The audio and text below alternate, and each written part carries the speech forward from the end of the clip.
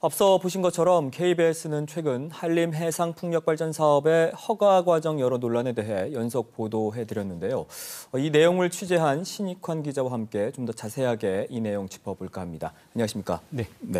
자, 한림 해상 풍력 발전 사업과 관련해서 여러 차례 보도를 했었는데 네. 먼저 그 절대 보전 지역 훼손 문제부터 좀 짚어볼게요. 원래 원칙적으로 이곳에서는 개발이 안 되는 거잖아요. 그렇습니다. 절대 보전 지역은 자연 환경의 고유한 특성을 보호하기 위해서 제주특별법에 따라 지정 고시된 곳입니다.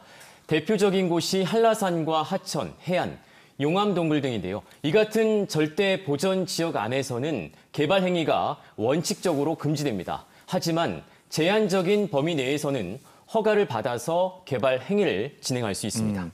그럼 사업자가 절대 보전 지역을 어떻게 훼손을 했다는 건가요? 네, 쉽게 말하면은 이 당초 허가를 받은 범위를 초과해서 공사가 진행된 겁니다. 한림해상풍력발전 사업자는 해상에서 생산되는 전기를 육상으로 연결하기 위해서 절대 보전 지역인 공유 수면에 송전선로와 지중 맨홀을 설치했습니다. 물론 사업자는 관련 허가를 사전에 받고 공사를 진행했습니다. 하지만 결과적으로는 허가 범위를 초과해 공사한 것이 드러난 상황입니다. 네, 제주도와 사업자 간의 환경 영향평가 협의 과정에서도 이 절대 보전 지역과 관련한 내용이 있었다면서요? 그렇습니다. 취재하면서 제주도가 사업자에게 통보한 환경 영향평가 협의 내용도 살펴봤는데요. 네. 제주도가 작성한 환경 영향평가 협의 내용에는 절대 보전 지역 안에서 케이블 인입 지점 훼손 지역을 최소화해야 한다고 되어 있습니다. 또 케이블 공사 완료 후에는 최대한 원형 복구해야 한다고 기재돼 있었습니다. 하지만 결과적으로는 이 같은 협의 내용은 지켜지지 않았고요. 허가 범위를 초과한 것이 확인돼 제주특별법 위반 혐의로 자치경찰이 수사하는 상황입니다. 아니 근데 제주도의 지도 점검에서도 이런 내용은 확인되지 않았잖아요. 그렇습니다. 제주도는 관련 조례에 따라서 한림 해상풍력발전 사업지에 대한 지도 점검을 진행했습니다. 네. 지난 2022년 12월과 지난해 12월 이렇게 두 차례 현장 점검이 이루어졌는데요. 사업자가 절대 보전 지역을 훼손한 사실을 확인하지 못했습니다. 특히 지난해는 한림해상풍력 사업자가 절대 보전 지역 행위 변경 허가를 신청한 직후입니다. 사업자가 변경 허가를 신청한 이유가 허가 범위를 초과해 공사를 했기 때문이거든요. 당연히 행정당국으로선 이 내용에 대해서도 현장 점검을 해야 했는데 하지 않았던 겁니다. 아니 변경 허가를 신청한 직후에 진행된 현장 점검이었기 때문에 이런 내용이 확인되지 않았다. 좀 이해가 되지 않는데요? 네, 그래서 당시 현장 점검 결과를 살펴봤습니다. 제주도의 풍력발전사업소 점검 카드를 보시면요. 네. 점검 일자는 지난해 12월 28일로 돼 있고요. 사업소는 제주 한림해상풍력 조성 사업으로 기재돼 있습니다. 점검 결과를 보시면 여러 내용이 적혀 있는데요. 주요 승인 조건 이행 현황을 보면 환경 영향평가 조건을 준수해 건설 중이라고 기재돼 있습니다. 제주도의 관리 감독이 부실하다는 지적이 나오는 이유입니다. 그럼 이와 관련해서 제주도는 어떻게 해명을 했나요? 네, 취재를 하면서 현장 점검 과정에서 사업자의 절대 보전 지역 훼손 행위를 확인하지 못한 이유를 물었습니다. 이 사업에 대한 지도 점검 주관 부서는 제주도 에너지산업과인데요.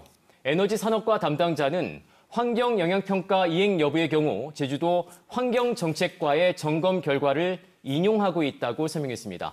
혼자서 많은 부분을 점검하기가 힘들다는 이유에서인데요.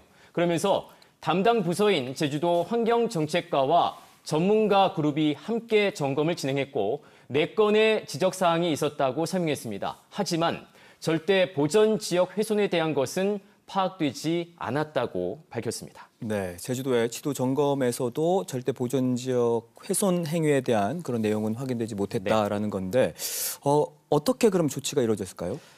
네, 환경영향평가법 제40조에는 사업자가 협의 내용을 이행하지 않았을 때는 필요한 조치를 명해야 한다고 규정하고 있습니다. 하지만 제주도는 특별 점검을 통해 사업자가 환경영향평가 협의 내용과 다르게 절대 보전 지역에서 개발 행위를 한 사항에 대해선 확인을 했다면서도 이에 대한 조치는 여전히 관계 부서인 제주시 환경관리과와 검토 중이라는 입장만 밝혔습니다. 네, 절대 보전 지역 훼손 행위에 대한 내용은 이 정도로 짚어보고요.